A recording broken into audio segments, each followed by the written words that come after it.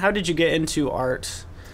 How did I get into art? That's a super vague question. How far back do you go? Right out of the womb.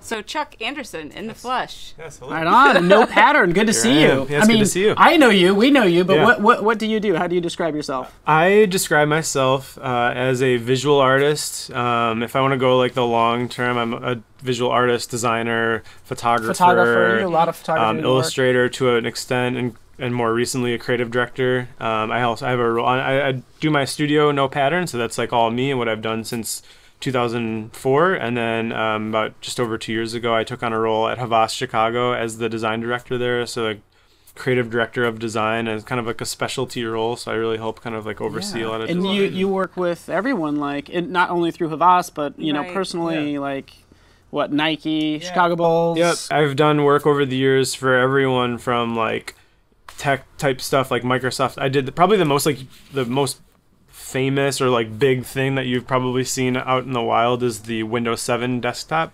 Oh, really? Like the 4 quadrants, like the color, and then also the login screen with like blue and white with the little green vine. You're just bringing this up now? Yeah. That's probably the one where like if someone's grandma like, oh Chuck, what do you do? I'm like, see your desktop? I did that. How did you get into art? How did I get into art? That's a super vague question. How far back do you go? Right out of the womb. I mean, when I was a little kid, I just loved to draw. Like I loved making stuff. So I don't think it was really prompted by anything. I picked up a crayon and it was just natural to me to make things. And I had parents who fostered that and were always super encouraging. Did they have a computer too? Did you kind of? Well, not when I was like little. I mean, I'm 32 now, so like first probably 12 years of my life is no computer, and then eventually we didn't have a computer, but eventually we go to someone's house and I'm like, hey, can you ask them if I can use their computer?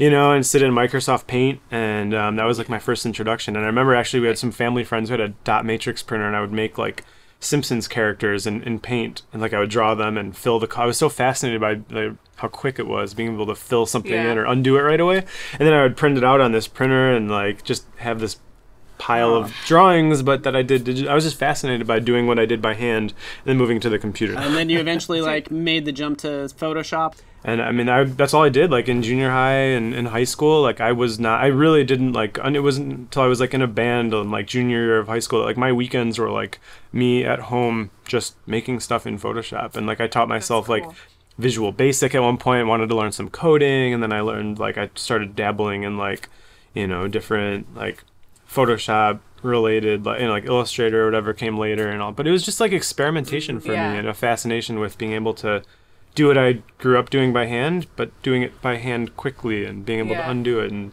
all that stuff. Did you go to art school or? Yeah, so I did not go to school. So for me, like it was maybe like the end of my junior year of high school when like a lot of my friends were doing like college visits, and I wasn't. Like, I was getting a lot of the catalogs, and I loved them. Like, I remember getting, like, RISD's catalogs and SCAD's catalog and, like, all these different art school, like, catalogs, and they had all this amazing work, and I was very intrigued, and I felt like there was a whole world outside of the Chicago suburbs for me to discover, but then I started discovering it on the internet at the same time, and those catalogs suddenly became less important, and I was like, I don't know if I need that. I've got it all right here. Yeah, in, like, 2004, if you were kind of involved in, like, the very tiny little design community on the internet, like it was very easy to sort of like get the word out about what you were doing, and I just pushed really hard. I wanted everybody to see like what I was doing and would share it with anybody who would listen. You were obviously posting your work and everything, but like how did you start to get client work? I met a guy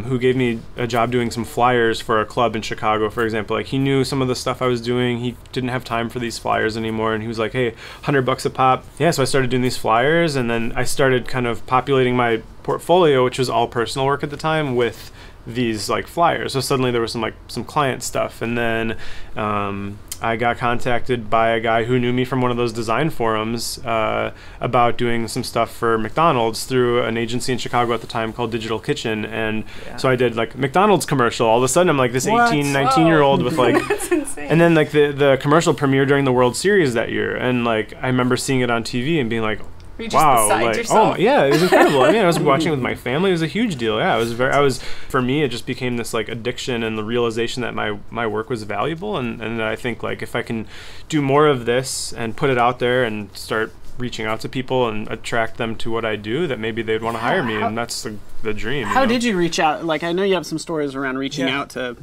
magazine editors or what, or I don't know. That's like my most like kind of infamous like story. I loved going to bookstores when I was in high school, and I started noticing, actually in ESPN magazine, I started noticing a lot of design and illustrators kind of showing up in these magazines, and I just wanted to know, like, how does that connection get made? Like, how does an artist get to do work for a big magazine? And it felt larger than life, but I was like, well, what if I just start emailing whoever works at this magazine? So I would grab a magazine, I'd find the masthead with all the credits in it, and at the time there was no email addresses. You just find, creative director name.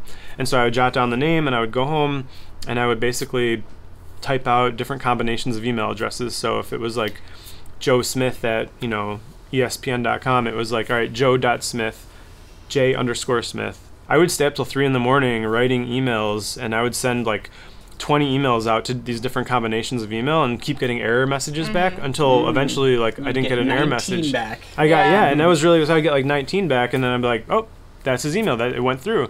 And that happened with ESPN, and I was still living at home. I was in my parents' basement, and I got an email back from the guy who was the art director at the time at ESPN magazine. Again, this is like 12, 13 years ago now, and he's like, hey, I don't know how you got my email address, but we have a college football feature coming up. Your work looks interesting. Can you hop on the phone to talk about it? And I was like, yeah.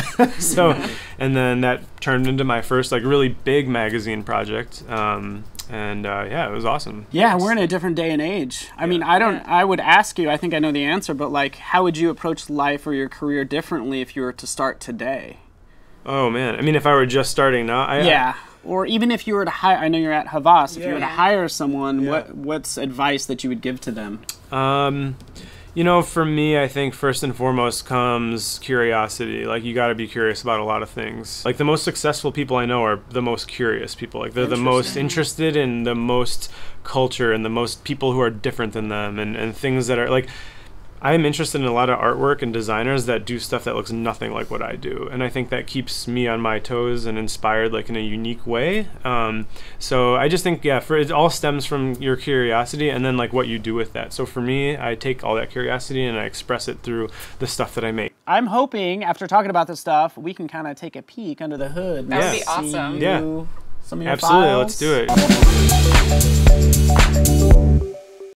A lot of my work looks really complicated, and most of my work is rooted in photography, so it's a lot about collage and layering and really kind of piecing things together to build compositions and make kind of something new out of, multiple images. So do you have any crazy files you can show us? I do, yeah. So I've got some pretty crazy stuff. This is a magazine cover I did for Bloomberg Business Week from 2012, and they were doing a story on ESPN, and Bloomberg Business Week is like one of the best design and art directed magazines out there, and they just do covers that are meant to like really grab your attention, and they wanted this to be super overwhelming, and so this was a really complex and very heavily layered file. There's a ton of layers, lots of masks. All the people in this all have a gradient map adjustment layer that's attached to them, so each one, depending on like who they are, what sport they are, like obviously, I want Tom Brady to have like some red and blue, so he has this gradient map attached to him. So there's the raw photo. Okay.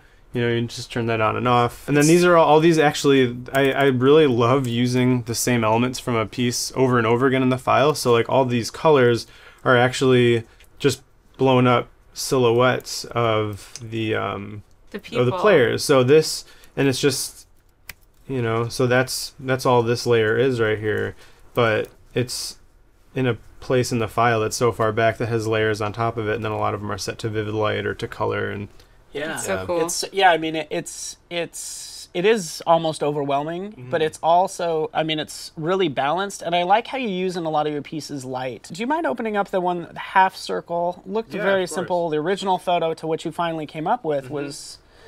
So I have a series called Future Sculptures that I just kind of started as a personal just kind of project a couple years ago. So I do a lot of photography. I would say like the majority of my work is rooted in photography. So this is just like me going out. I do the editing in Lightroom, get the colors just where I like.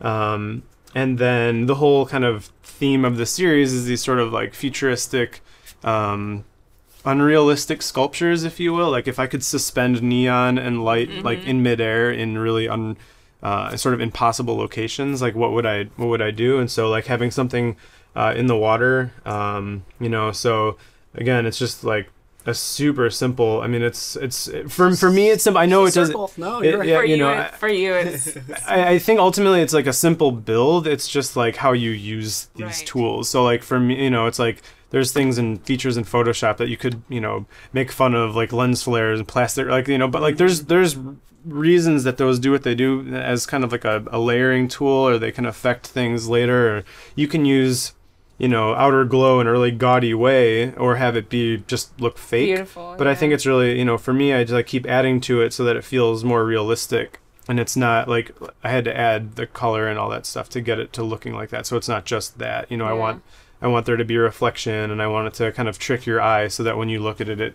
you're like, how is that? Did you go out and do that? Did you do a long exposure? This for the bulls, I mean, there's just literally like erase. This is, you know. You erased. Oh man, some art teacher would yell at you. Like that is all, Cringy. like look at that. You even got like the corner, like right up there. It's still, it's still there. But yeah, it's just, you know, for me, honestly too, like, you know, I think like a lot of the work comes in when I'm out. Like I actually take these photos. These aren't like other people's photos. That's Like what I a was lot of the gonna work ask is you. like I was at the game and I took photos of the players, and that's where all the hard work is for me. Like compositing it together is like the fun part, you know. Thanks, Chuck. It's been so awesome to have you on. It's been great seeing your work. Yeah, my pleasure. It's fun to be here and fun to show this stuff. Yeah. We can find you at No Pattern. Yep, nopattern.com, at nopattern, pretty much. Everywhere on the interwebs, pretty much. Everywhere. No so matter what. awesome. Yeah. So you guys. thankful So to good. have you here. Thanks so much for watching. Tune in every week as we'll have an amazing artist with us. Thanks for watching.